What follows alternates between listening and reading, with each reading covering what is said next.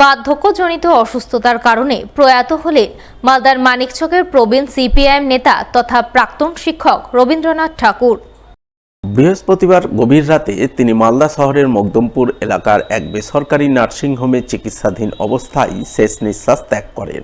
তাই শুক্রবার সকালে নার্সিংহোমের সামনেই প্রয়াত নেতার মরদেহের প্রতি শেষ শ্রদ্ধা জ্ঞাপন করেন মালদা জেলা সিপিআইএম নেতৃত্ব।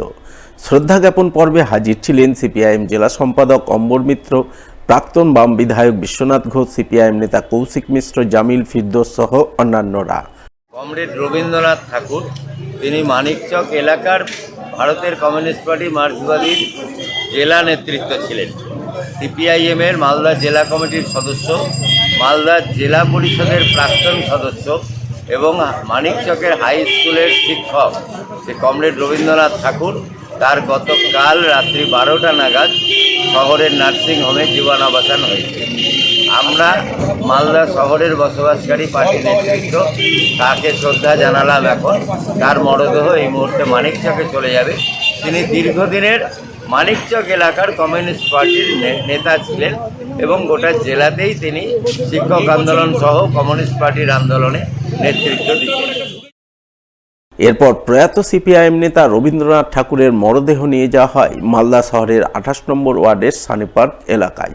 উল্লেখ্য, প্রয়াত সিপিআইএম নেতা তথা মানিকচকের নাজিরপুর খয়েরতলা হাই স্কুলের প্রাক্তন প্রধান শিক্ষক রবীন্দ্রনাথ ঠাকুর মানিকচকের নাজিরপুর এলাকার আদি বাসিন্দা হলেও তিনি গত কয়েক বছর ধরে পরিবার পরিজন নিয়ে মালদা শহরের সানি পার্ক এলাকায় বসবাস করছিলেন। তাই এদিন তাঁর মৃত্যুর খবর পেয়ে তাঁর বাড়ি গিয়ে তাঁকে শেষ শ্রদ্ধা জানান 28 নম্বর ওয়ার্ডের বিশিষ্ট সমাজসেবী রামপ্রসাদ ঘোষ, স্থানীয় কাউন্সিলর প্রসেনজিৎ ঘোষ সহ অন্যান্যরা।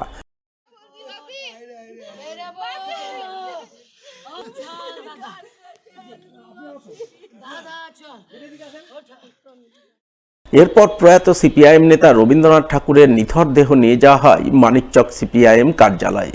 সেখানে মানিকচকের সিপিআইএম নেতা দেবজ্যোতি সিনহা, মুজাফফর হোসেন, রত্না ভট্টাচার্য, রাষ্ট্রপতি পুরস্কার প্রাপ্ত বিশিষ্ট শিক্ষক জ্যোতিভূষণ পাঠক সহ অন্যান্যরা মিলে তাকে শেষ শ্রদ্ধা জানান।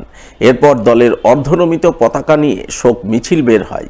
শোক মিছিল সহকারে মরদেহ নিয়ে যাওয়া হয় নাজিরপুরে প্রয়াত নেতার বাসভবনে।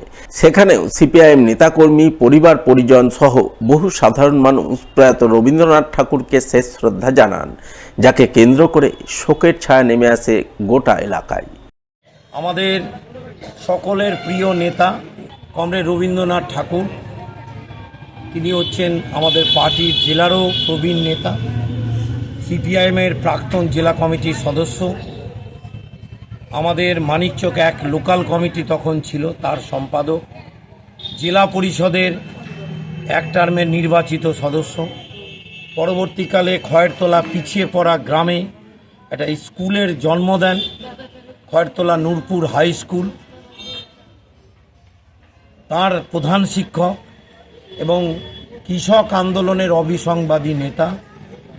আজ রাত্রি 12টা 10 মিনিটে মালদা নার্সিংহোমে অসুস্থতার কারণে তিনি প্রয়াত হয়েছেন। আমাদের সিপিআইএম অফিসে আমরা শ্রদ্ধা জানালাম। আমরা সকলে শোকাহত। আমরা তার যে দেখানো পথ, কমিউনিস্টদের কাছে এটাই একটা বড় বিষয় যে মতাদর্শের প্রতি অবিচল থেকে আজীবন কমিউনিস্ট পার্টির সদস্য থেকে মৃত্যুবরণ করলেন।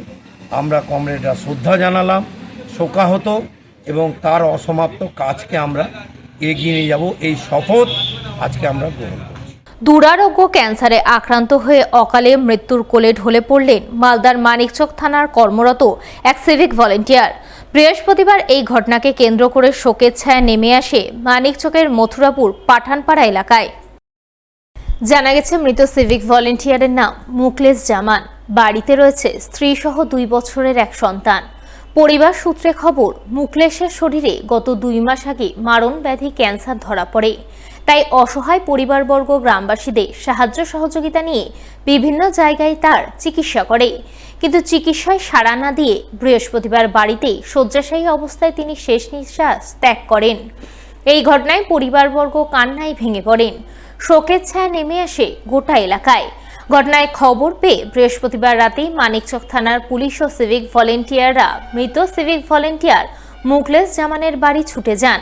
মৃতের প্রতি শেষ শ্রদ্ধা জ্ঞাপন করেন এবং অসহায় পরিবারের পাশে দাঁড়ানোর আশ্বাস দেন। মাস থেকে অসুস্থ ছিল, ও 2 বছর ধরে সিভিকে কাজ করতো। এখনো হঠাৎ করে অসুস্থ ট্রিটমেন্ট করে মারা গেল। কি হয়েছিল, তার কোন রোগ হয়েছিল? ওর ক্যান্সার এবং লিভার নষ্ট হয়ে গেছিল আর হঠাৎ করে। তারপর কি করেছিল? তারপরে আমরা কলকাতা নিয়ে গেলাম, মালদা নিয়ে গেলাম, কলকাতা নিয়ে গেলাম। কলকাতা নিয়ে যাওয়ার পর বলে লাস্ট দিতে ওর বাঁচবে না, হ্যাঁ অবস্থা খুব খারাপ, ও বাড়ি নিয়ে গেলাম। কালকে রাত্রে নিয়ে এসেছি বাড়ি, আজকেই মারা গেল। ওর তো আর কিছু নাই, একটা মেয়ে আছে প্রায় 8-9 মাসের, প্রায় 1 বছর হলো। আর ইনকামের কোনো সোর্স নাই, চাইছি যে কি একটা সরকার থেকে কিছু সুব্যবস্থা নেওয়া যায় যাতে পরিবারটা চলুক, হ্যাঁ, যাতে দুপুর খেতে পাই। এই হচ্ছে আমাদের বক্তব্য।